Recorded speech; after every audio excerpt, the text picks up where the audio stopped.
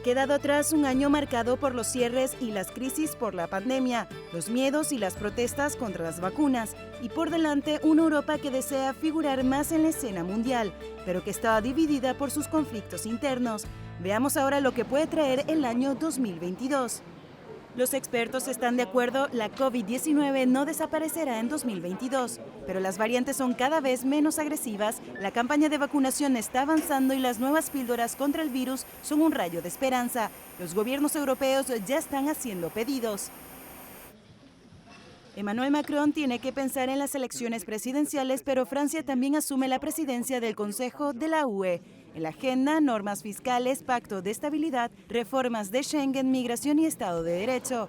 Andrej Babiš ha sido destituido del poder en República Checa, por lo que serán sus sucesores quienes asuman la presidencia del Consejo a partir de julio.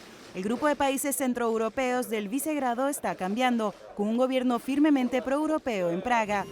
Los migrantes huyen de la guerra, la pobreza y los desastres climáticos. La acogida que deben recibir en Europa es una cuestión que divide a los gobiernos europeos. La frontera con Bielorrusia sigue siendo un punto álgido, mientras que el acuerdo de 5 años con Turquía para controlar los flujos migratorios en el Mediterráneo Oriental se están renegociando.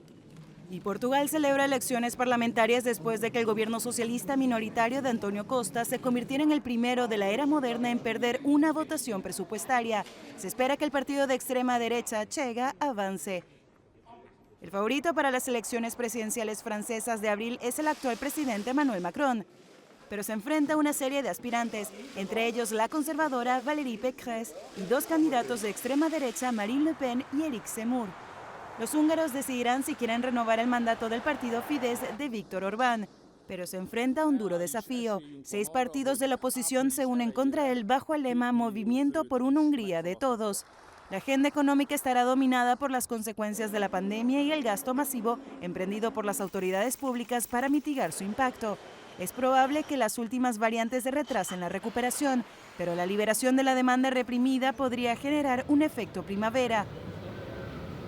A finales de mes se celebrarán las elecciones parlamentarias en Portugal. En febrero, Pekín acoge los Juegos Olímpicos de Invierno, convirtiéndose en la primera ciudad que acoge tanto los Juegos de verano como los de invierno. Estados Unidos lidera un boicot diplomático. Serbia celebra elecciones en abril para elegir un nuevo presidente y una nueva Asamblea Nacional.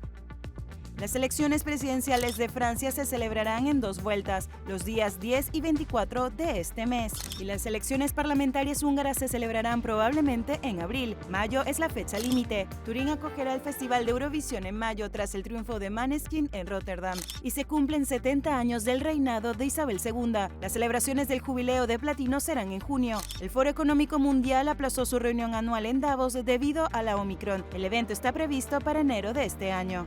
La cumbre de G20 se celebrará en octubre bajo el lema Recuperar juntos, recuperar más fuerte. La cooperación internacional para hacer frente al calentamiento global volverá a ser el objetivo de la conferencia sobre el cambio climático, que se celebrará en noviembre en Egipto. Los demócratas esperan aferrarse al control del Senado y la Cámara de Representantes de Estados Unidos en noviembre, pero las elecciones de mitad de periodo rara vez favorecen al presidente. Además, la Copa Mundial de la FIFA se celebrará en Qatar durante los meses de noviembre y diciembre, por primera vez en el mundo árabe. Y en diciembre tendrán lugar los premios del cine europeo en Islandia.